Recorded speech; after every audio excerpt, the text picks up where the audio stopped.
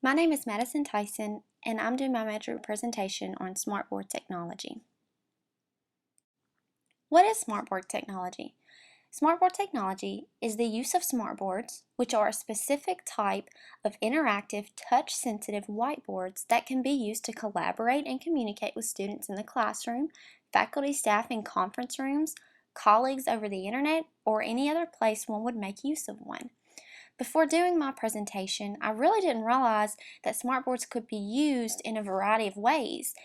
Then when I began researching, I found that smartboards aren't only for the classroom to work with students. They can be used for a variety of things, and they're very useful because you use the internet, and therefore by using the internet you can pull different stuff from it, which means it's not only used for educational purposes. Projectors are commonly used with the smartboards and computers, but they're not necessary. Using a projector allows one to be able to use the touch-sensitive part of the board without having to stay on the computer the entire time to navigate. As a teacher, I would recommend using the projector because this allows students to be more involved. In 1986, David Martin and Nancy Knowlton were driving through New York when David began to explain to Nancy something he had been working on. A year later, this dream became a reality. The Smartboard Interactive Whiteboard was the first interactive whiteboard that had touch control of computer applications and allowed one to write over standard Microsoft Windows applications. At this time, no one really knew much about smartboards or the need for them, so it took some time for them to become popular. A few of the first people to begin using smartboards were educators who needed to give lectures from a distance. Once they became known, people, including educators, business people, and government staff, began using and appreciating their use. SMART endured a time of debt, but in 1992 it formed an alliance with Intel Corporation. As a result, there was joint product development, joint marketing efforts, and Intel's equity ownership in SMART. This relationship with Intel was one of the main building blocks in the history of SMART.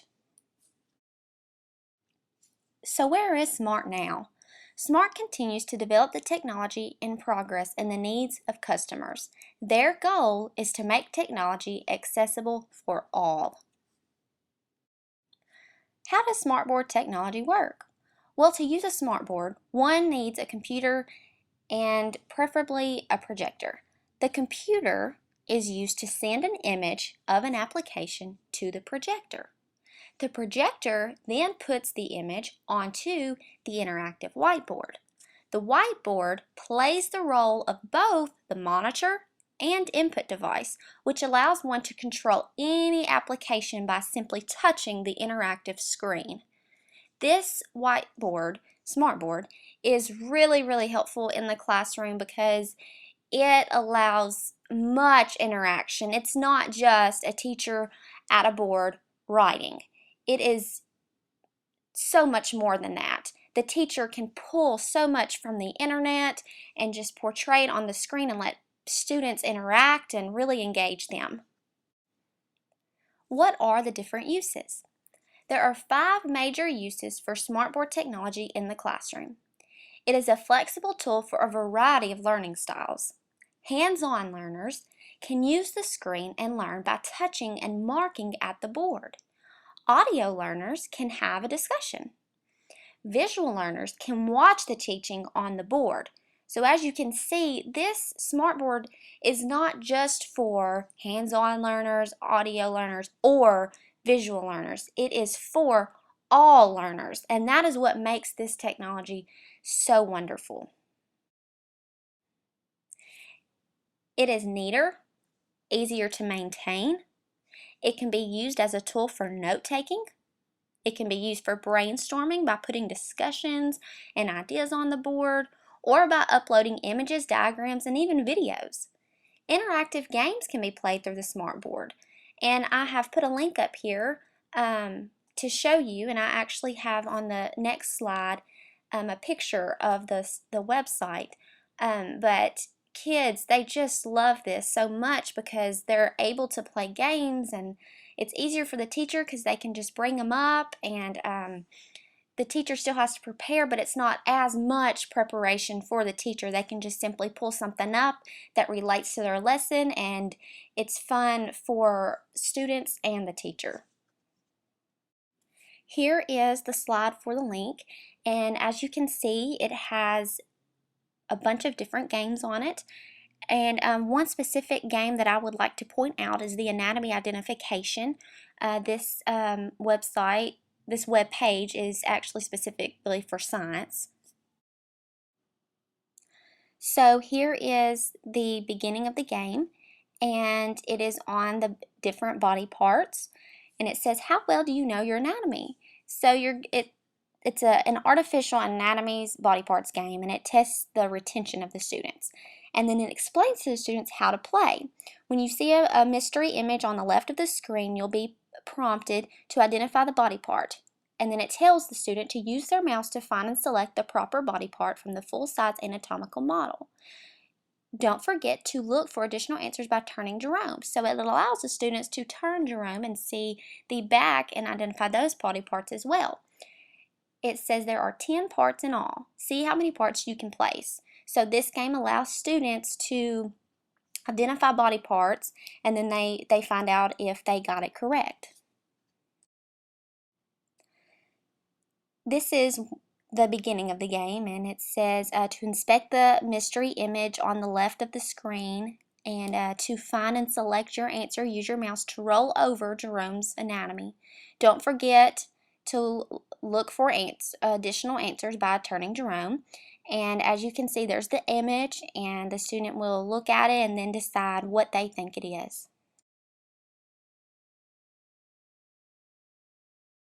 How can Smartboard technology be used for different subject areas? Well, the first subject area that I would like to talk about is math.